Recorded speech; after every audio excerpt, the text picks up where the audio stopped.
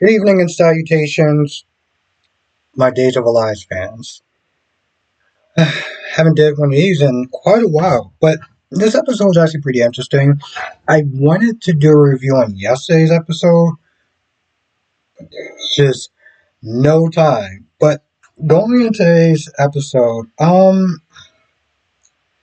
first you got Ratna's Tate that pretty much gets a heads up from JJ, sitting there saying that you're gonna have to go down to the station to make an official statement. He's a little caught off guard, and you know he's gonna sit there and try to keep Holly's name out of it, which is gonna be very difficult because if he lies, well, I don't know if he's gonna want to go back to jail or anything like that, but it's not gonna be good for him. Meanwhile, Holly's pissed. Tells Doug that it was Tate that decided to rat him out. So she makes a beeline. She makes a beeline straight to Tate and is just ripping into him, right? Like, why did you tell for? Why did you do this? And, Tate tries to make it seem like, well, I was doing this for you. I was doing this I was doing this to protect you and stuff like that. He's bringing you down. And just all sorts of reasons of why he did it, which I'm going to be honest, that was a bitch ass move. I generally do not like using that word, but that's literally what that was. He was butthurt, he was jealous, and he decided to sit there and do that. Now, Holly does sit there and say, he was going to sit there and tell Julie, but you didn't give him the chance to do that. And because of that, now their relationship is, it's done, is unreconcilable, whatever you want to sit there and call it. And then she blames him. She blames Tate for that. And I'm kind of just like, listen, what Tate did was a sucker move. But let's be honest, this was Doug's fault for stealing the networks in the first place. So, as annoyed as I am with Tate doing that is ultimately on him. They go back and forth. And of course, Tate's like, well, I don't understand why you're so damn upset with me and me just doing the right thing. Nobody asked your dumb ass to sit there and do that. Nobody asked your ass to sit there and say anything. You did that because you was butthurt and jealous. So don't sit there and try to act on some high moral, like, I was doing the right thing. Like, we want to hear that BS. Like, come on. At this point, she's just done. And she breaks up with him. And he's like, why? She's like, because you hurt my friend. But it was more than just that. It was that. It was Sophia. And she really also says, it's because you couldn't get rid of the baby. Now, after she said that, she did kind of realize, yeah, I went too far with that one. And if I'm going to be honest, the whole him ratting Tate out, him ratting Doug out, was also kind of more of an excuse. Because let's be honest, this was never going to work out. This is never going to work out. Because she's sitting there dealing with her boyfriend and her baby mama. And his baby mama, essentially. And that's just a messy situation that no one wants to get in, you know? And, also just, like you said, with so many different obstacles to sit there and try to be together, that is just like, what is the point? Now, I knew that she was going to break up with him. And in a lot of ways, I was kind of like, why are you sticking around for that? Listen, things happen. This was kind of your fault since you did break up with him, but whatever the situation is, it is what it is now. Like, it's done. So, you know, um, gotta move on with somebody else. The fact that there was one point she was a Maggie or she was somebody, she was like, I'm gonna make this work, even if the baby's still in the picture. And I'm just like, no, damn well, you're not gonna want to deal with that. Now, speaking of that, on the other side of town, you had Doug that ran into Sophia. And at first it was very chill. He gave her his information or whatever to sit there and try to get a job at the bistro. And she said she was going to carry it along until she found out his name. And then the snarkiness and the bitchiness came out. And, at first, for some odd reason, she was like, "Oh, I know who you are." And she introduced herself. And she pretty much was like, Tate is, I'm pregnant with Tate's baby. And I'm like, okay, why are you telling me that for? Like, literally, I was just like, why are you telling me that for? That seems so extra and unnecessary, which is pretty much the same thing. But and then she starts with the judging him on, the stealing. Like, oh well, what is a thief gonna sit there and tell me about so and so? And I'm just like, bro, don't do that. You're in high school and you got yourself knocked up. Don't do that. Don't sit there and try to act like you're on some sort of high moral ground, like you're better than him in a sense, because you're not. Yes, accidents do happen, but you don't even know the reason or why he did that. So maybe a little less judgment, because he can sit there and say the same damn thing for you. Then she comes out and she's like, when Doug tells her about Holly, um, as he said, ripping Tate a new one, she's like, oh, well, that seems so convenient for you.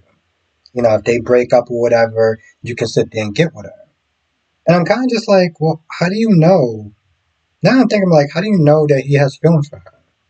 Like, how do you know that? But he says the same thing. He's like, listen, you called her out. He's like, you're playing the long game. This doesn't work out. You want to sit there and say that you're cool and that you're happy for Tate. You just, no, no, no, no. You want to be with Tate. Let's not sit there and kid her.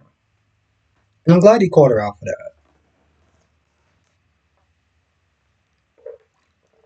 Starting to act just as judgmental as our annoying ass mother. Now, on the other side of town, you got Sarah. Sarah bolted in there in Stephanie's place and was about to sit there and almost kind of expose them. Like, oh, we gotta sit there and talk about some sort of crisis, or whatever. Alex came in and I was like, what's going on? So she makes up a cover story and she talks about the hospital. Alex leaves, right? And now Sarah tells her that Xander thinks that Stephanie and Philip is having some sort of affair. She's like, I'm sorry, what?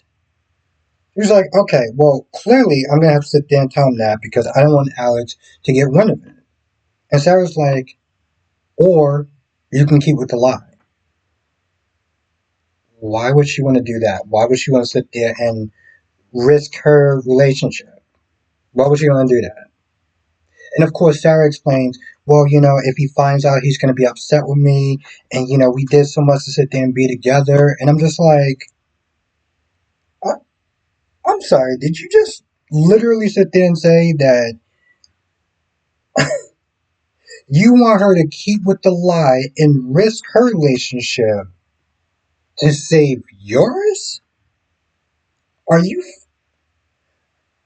How many times did I sit there and see a sanctimonious ass woman constantly judge Sarah and everybody else for the plotting and the scheming with Philip and everything like that? How many times did we sit there and see this? And she had the audacity to practically sit there and say that my relationship is more important than yours.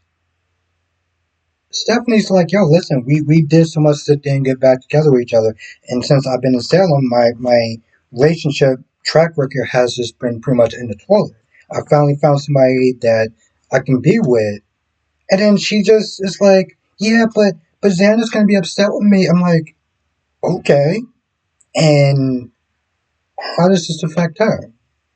And just when you think that this woman could not sink any goddamn lower, she sat there and said, hey Al, hold my beer for a minute. Because then she was like, Just think about my daughter. Are you out of your in my I literally sat there was like, wait a minute, hold on.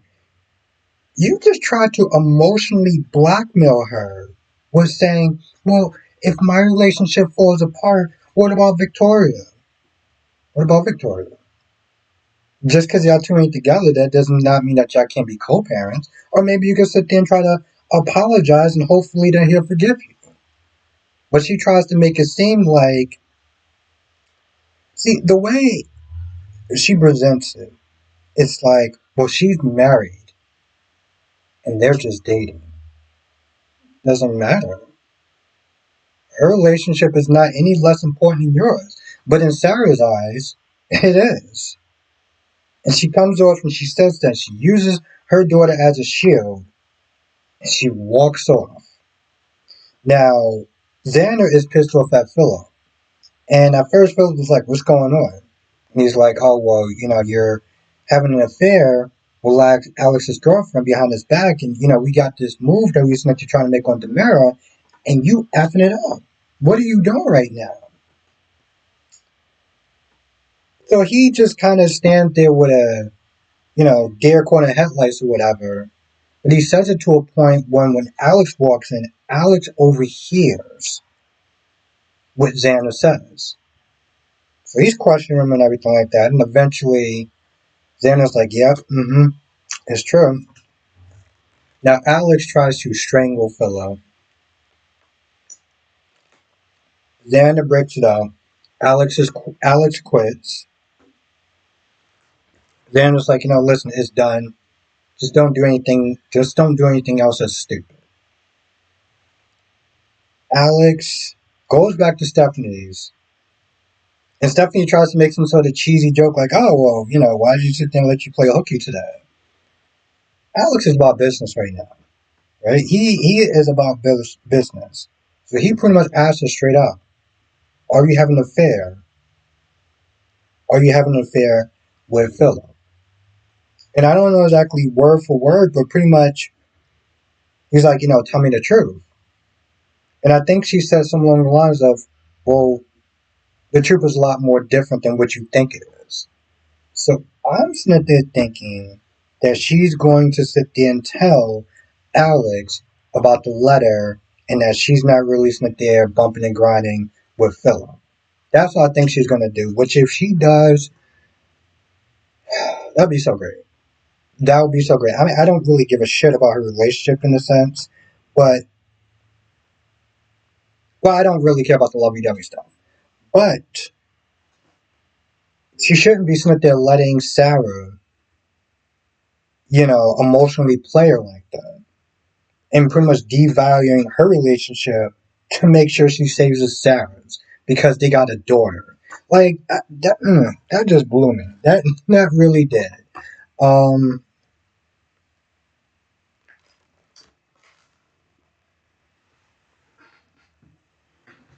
Now, I didn't sit there and talk about this, but this is the whole Melinda and Gabby thing. And Melinda pretty much is like, Gabby's not doing so good right now. And Leo's article did not help. Stock is falling, vendors and everything like that, like the subsidiaries or whatever at the Marrow, it is going to be possible that it probably may be up for grabs. And since Gabby Chic is one of their subsidiaries or whatever, her line, what I'm saying? Like her job was on the line. Gabby was so, she says this, Gabby was so busy sitting there celebrating EJ's downfall that she needs to then consider the repercussions of the mayor as a whole just looking bad because of EJ. Damn, EJ's really just messing up. I will sit there and say this much about yesterday's episode. And I talked about this yesterday in my stream. What EJ did was horrible, right?